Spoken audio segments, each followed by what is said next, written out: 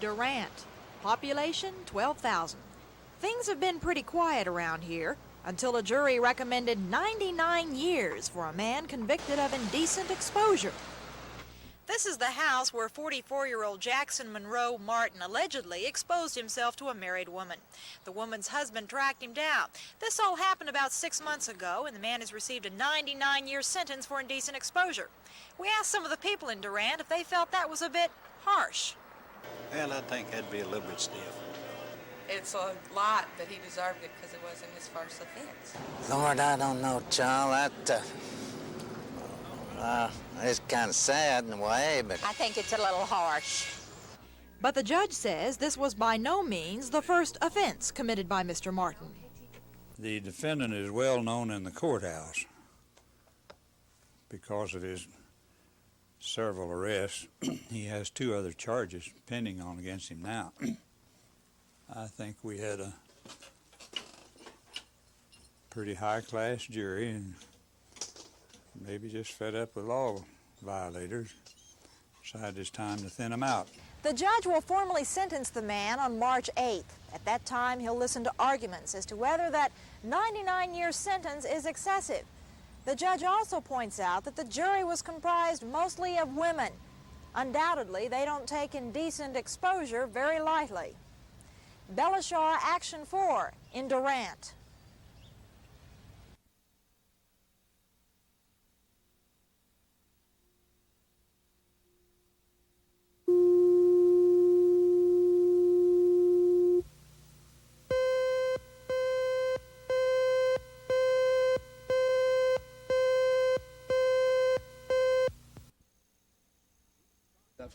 Meet Sasha, 155-pound Asian tree leopard.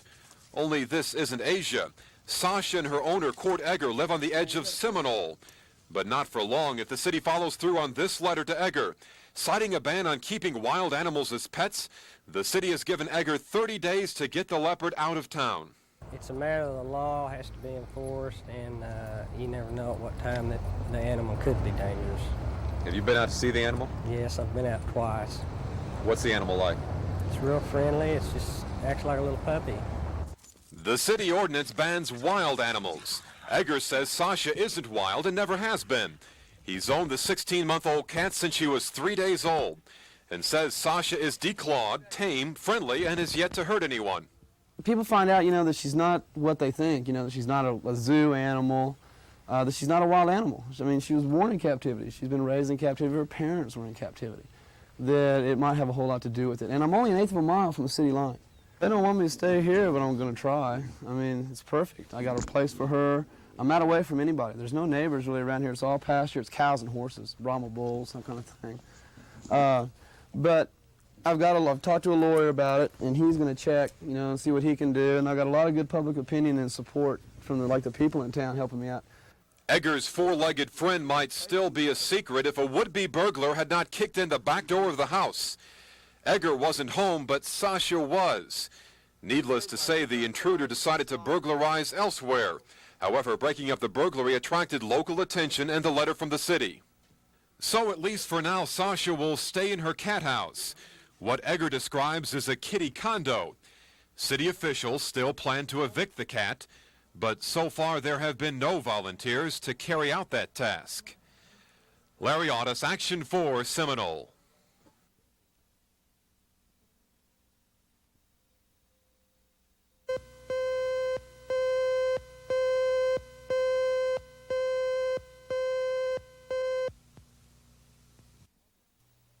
The Department of Human Services alleged today that some of the information in the Gannett News Service articles about child abuse in state juvenile institutions may have been illegally obtained.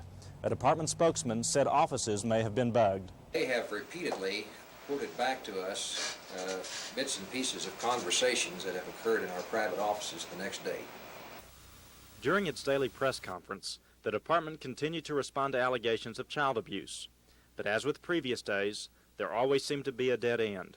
The case files of every child are confidential. The department is attempting to be released from the confidentiality requirement. But until they are, complete answers will be almost impossible to get. An example of how hard it is to get the full story is the case of Sheila A., who was a student at the L.E. Rader Diagnostic Evaluation and Treatment Center. Sheila A. was strip searched. The department admitted proper procedures were not followed in administering the search. But Miller said there was a strong reason to believe the student had contraband. What was that strong reason?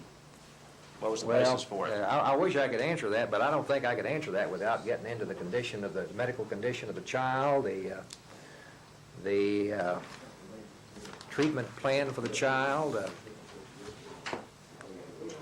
I'd love to tell you, but I don't think my lawyer will let me. And there was new activity on the legal front. Documents were filed in federal court asking that the state attorney general be allowed to intervene in a lawsuit filed against the Department of Human Services. Lawyers representing children in state institutions had previously settled the case with the department, but the attorney general argues that settlement should be withdrawn. Among other things, the AG argues that the state of Oklahoma was not independently represented in the negotiation process. Bill Ross, Action 4.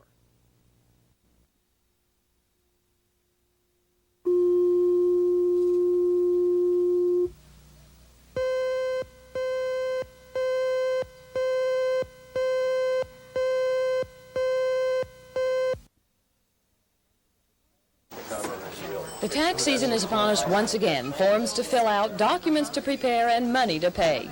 Tax laws are sometimes confusing and hard to understand, but the majority of Americans sift through them and write a check for the year's income tax. Payment is understood to be something we have to do, not something we want to do, and not paying would be violating the law.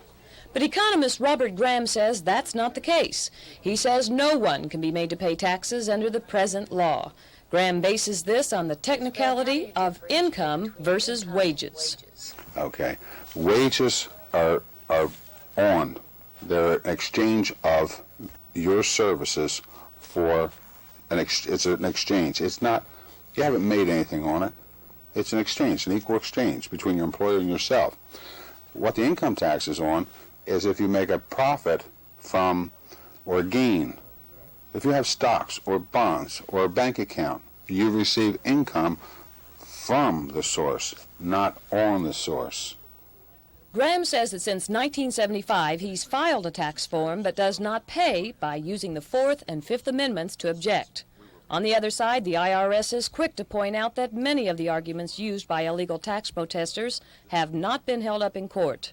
And as to whether wages are taxable, the official stand is yes. Absolutely. Wages are taxable. In fact, they're one of the most common forms of taxable income. Section 61 of the Internal Revenue Code provides a definition of gross income, says gross income is all income from whatever source derived. And then it lists some specific items that are included, and the first item listed specifically is compensation for services, which is wages. The IRS and Graham do agree on one point, however. Both urge people to know their rights. They just disagree on what those rights are. Carol Lambert, Action 4.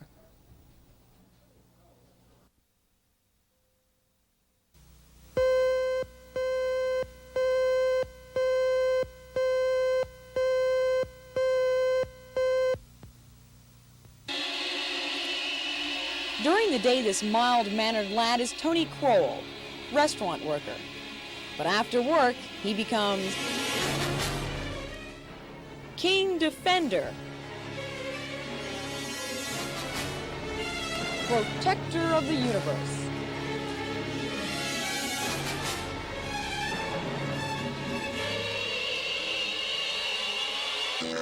For a mere 25 cents, Tony rescues we humanoids from such horrid invaders as pods and mutants. Like most battlefield heroes, King Defender has developed his own special method of attack. Everything that happens on the screen is based on what you do, and all the video aliens react to what you do, and that is what makes this game, so much more complex than a lot of other games. There's no set pattern, so whatever you do is going to determine what they do, so you just try to do it better all the time. It takes sharp eyes, quick hands, and sometimes even a little body English to become a legend in his own galaxy. The King holds the world record. He captured over 24 million points after a 27-hour marathon battle.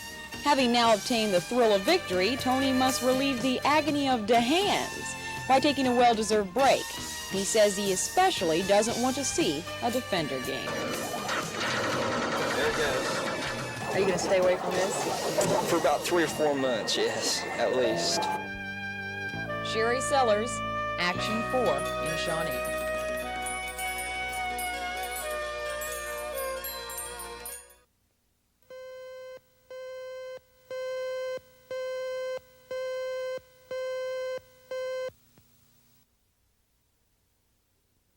2 weeks ago, the Senate subcommittee listened while an investigator read depositions from kids who said they were abused in Oklahoma's juvenile institution. She was lying. I was there 2 years. I never knew why. I never had a lawyer, court hearings, anything like that. Whitaker is pretty strict. It's run like a penitentiary. Now, the subcommittee wants to hear the Department of Human Services side of the story. Basically, what they want is all the information that we can generate in regard to students who have been publicized in this recent series of news stories, particularly as it relates to the specific incidents that they reported. In addition to that, they want the personnel files of all personnel who may have been involved with that student in regard to that incident. Department workers have been busy collecting all the information requested by the senators. Collating the confidential files takes time, so the department requested additional time to get all the records together. This evening, the subcommittee okayed that request. The hearing has not been rescheduled, but it could take place next week. The Senate subcommittee has indicated it wants to get to the bottom of the abuse allegations, and it wants those answers soon. Scott Wallace, Action 4, the State Department of Human Services.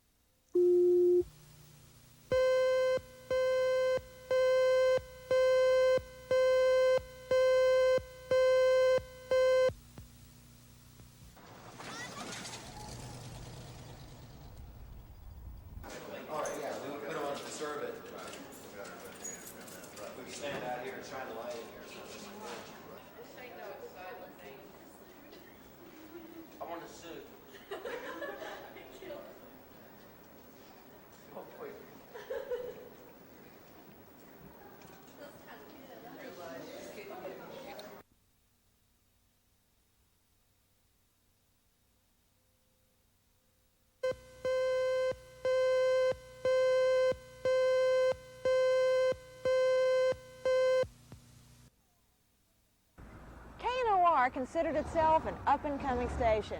In fact, thousands of dollars have been spent on a massive renovation project that was to be completed in 3 days. Tragically, a fire at 5:15 this morning changed those plans. This morning, firemen were looking for the cause of the two-alarm fire. It had completely gutted the entire building. Once the firemen had arrived, they made certain all the electricity had been cut off. Electronic equipment can be very dangerous. A Norman fire inspector said that wasn't the only danger. One of the contributing factors of the damage, all the rooms were soundproof. They had triple layers of material, and it was real hard to tear down, and the heat built up. Later, one of the owners of KNOR Radio walked through the rubble and charred remains of the control room, where news broadcasts once played and sounds of the latest tunes by thousands of recording artists. The entire record collection was ruined. The station manager marveled at the timing of the blaze, 15 minutes before airtime and shortly before the renovation work had been completed. We had the carpet fella show up this morning with a roll of carpet on his pickup truck to finish up the carpet. We had laid all the carpet except the carpet in the control room, and that was the last touch-up work actually on the inside. We had some painting to do on the outside that was supposed to have been done this week, and as a matter of fact, the landscape people were supposed to be out this morning to start on our landscaping. It'll probably take a few months to get everything back to normal, but the station will be on the air again within the next few days, thanks to a trailer unit separate from the station. Bella Shaw, Action 4 at KNOR Radio in Norman.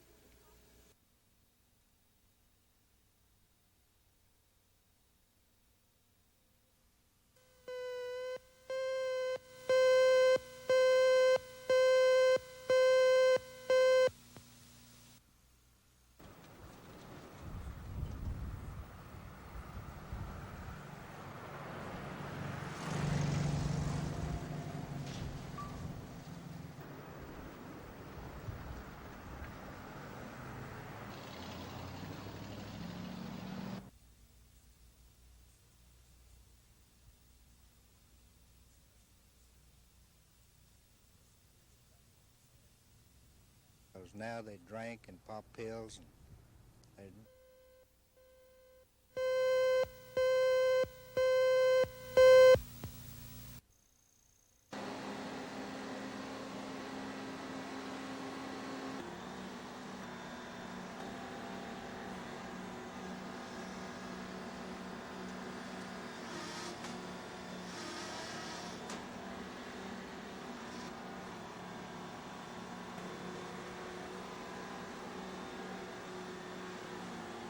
We're just spotting our equipment up here due to the high rig activity, and we've been up here twice in the last 45 days on 2 major well fires, and it's just to get it here, save the lead time on getting it here, and be able to control the wells faster and save our natural resources.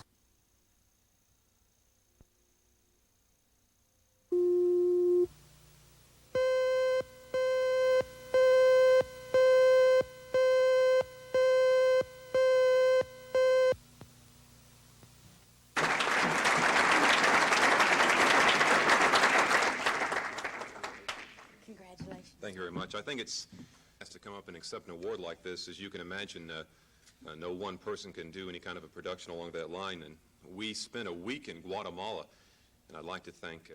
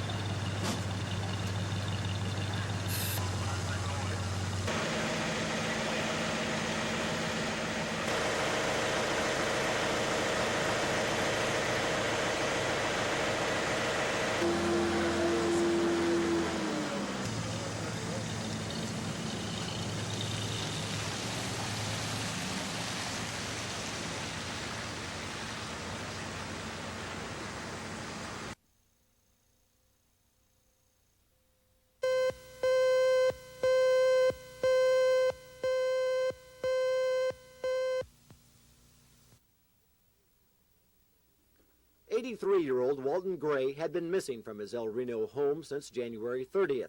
He left El Reno that Saturday in his blue and white pickup. He was last seen in O'Keene that afternoon. But information flyers and promises of a reward failed to turn up any trace of the octogenarian or his truck. This morning, a farmer found Gray's pickup on an oil lease in northern Logan County. A search party found Gray's body a half-mile away. Tire tracks at the scene indicate the truck became mired in this muddy field. Relatives theorize that Mr. Gray, still suffering from a previous fall, became disoriented and wandered into a nearby creek where he apparently died of exposure. The victim's family was saddened by news of Walter Gray's death, but they're grateful to finally know what happened. Well, I feel sad it's happened, but I guess that, you just kind of have to take it for the way things are and accept it. It's hard to accept. But there is a certain amount of relief knowing... Yes, knowing that there wasn't foul play. An autopsy will be performed on Gray's body to determine the exact cause of death. Scott Wallace, Action 4 in Logan County.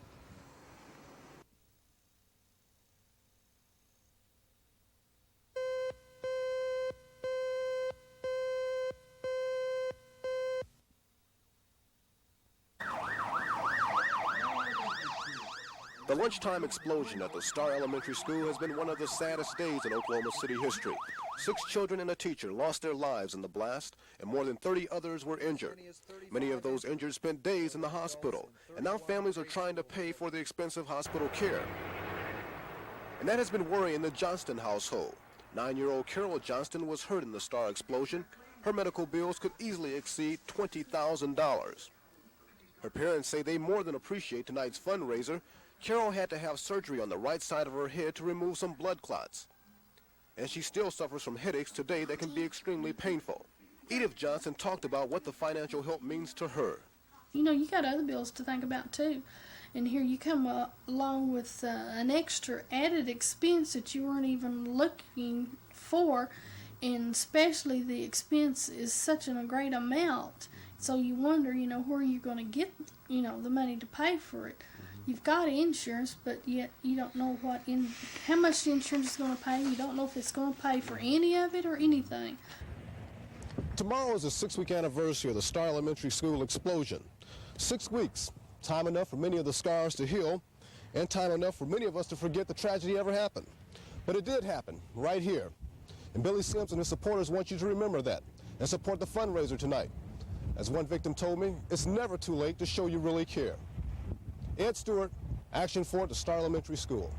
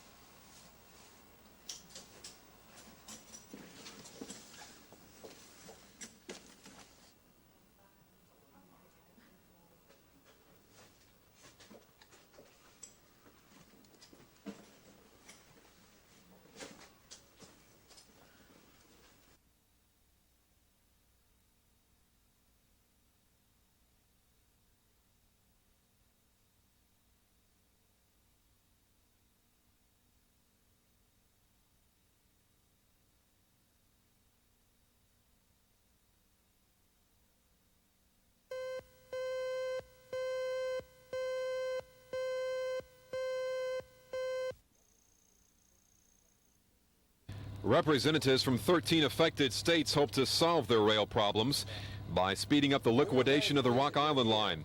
Oklahoma Governor George Nye is serving as conference host. Kansas Governor John Carlin is chairman. Many of these state officials believe the Rock Island has been dragging its feet, refusing to sell its track for a reasonable price, always holding out for more money. No sale means no service for Oklahoma and the other states. The man the fingers are pointed at is Bill Gibbons, the Rock Island trustee in charge of all negotiation and sale. My position has been clearly and often stated to be that I am in sympathy with their desire to serve the public interest, but that it cannot be at the expense of the estate, which can do much better in some instances by dismantling and selling the parts and selling the underlying real estate where it is able to do so. There should be no reason for the estate's creditors to continue to subsidize the public interest in this manner long after the courts and the Interstate Commerce Commission have determined that the Rock Island is not essential to the national transportation system and have approved its abandonment and liquidation.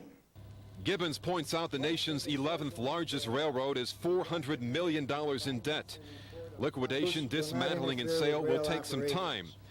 13 states are asking how much time.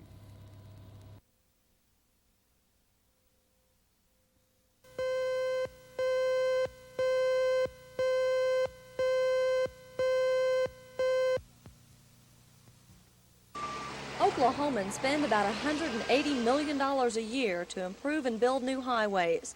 The question is, have we been getting our money's worth? The Justice Department doesn't think so. They're probing the State Transportation Department to find any patterns of collusive bidding. Vern Bradley with the Transportation Department says he's not aware of any non-competitive bidding. Well, we have no way of knowing that our bids weren't competitive. We have no reason to believe that they weren't. It would be very difficult for us to as a state agency, dealing as we do with the various bidding procedures to identify an impropriety or an uncompetitive bid. Mr. Bradley, would anyone in this office have something to gain by making sure that there was not competitive bidding going on here? No, we would have something to lose because our entire function is to construct highways as cheaply as possible. And I would think, I know personally, that I would feel like that it's up, that we should have the best bids and the lowest bids consistent with quality work. The Transportation Department is currently working 300 contracts worth about $215 million.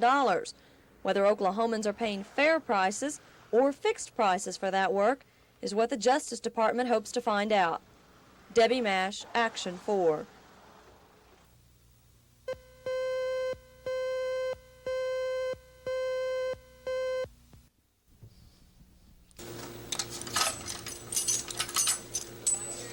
Cries from the Corrections Department of prison overcrowding. It's the same song's second verse, or is it? Corrections Director Larry Meacham says he's been talking about the same problems for 2 years, but the problems are getting worse. The problem with criminal justice and crime is that crime will not go away, and it has gone up. The fear of crime has gone up tremendously, and the public sentiment right now is demanding more and more incarceration for longer periods of time. The courts are responding, the parole boards are responding, the governor's office responds. The public wants that, so the legislators are responding also. But Meacham says lawmakers aren't responding quickly enough. They've passed Part 1 of an emergency appropriation. But for this he year says alone, that's only half the battle. Half of the problem. We need about 1,000 bed impact this year. Now, that we were going to build about 500 beds in the next year, but we need places for about 1,000, or the other 500 needs to not be in the system for me to be able to take care of the numbers. Mathematically, I've got to have a bed for every prisoner, and that's really what I've got to be interested in. Meacham believes the fate of the prison system now lies in the hands of state lawmakers. He wants decisions and laws passed now. But what those decisions will be and how the laws will affect the prison system is yet to be seen. Debbie Mash, Action 4.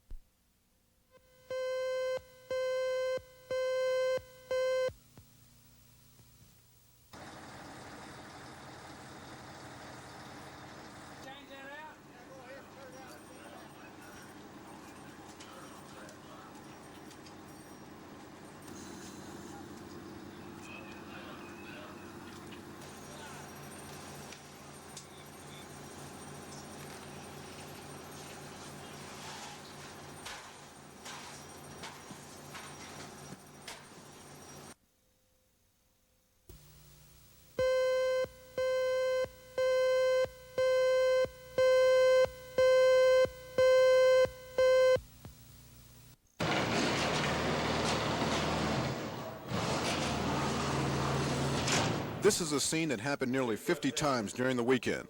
A person arrested on suspicion of drinking while under the influence of alcohol. Blood test and breath test. I'll take the breath. Okay. Oklahoma City police estimate they only catch a small number of drunk drivers, and many of the ones arrested are familiar with this booking procedure.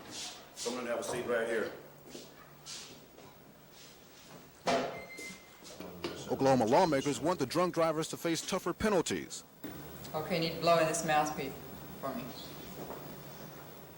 One idea is to take the driver's license away from anyone caught driving with a blood alcohol level of higher than .10. Right now, authorities have to get a conviction in order to suspend a driver's license. That's why prosecutors are hoping for tougher laws in the cases of drunk drivers. We need legislation that would make a mandatory 90-day jail sentence for driving under suspension or revocation.